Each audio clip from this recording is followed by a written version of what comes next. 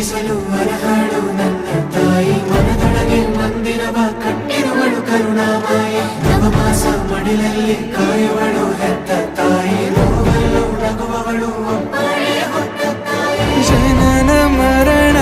ಜಗದ ಸಂತೆ ಅದಕ್ಕೂ ಮೀರಿನಿ ಬೆಳೆದು ನಿಂತೆ ಕರುಣೆ ಸಹನೆಯ ಮೂರ್ತಿಯಂತೆ ದೇವರಿಗೂ ನೀ ಸ್ಫೂರ್ತಿಯಂತೆ ಅದೃಷ್ಟವು ನನ್ನ ಪಾಲಿಗೆ ನಿನ್ನ ಕಂದನು ನಾನಾಗಿ ಹೇ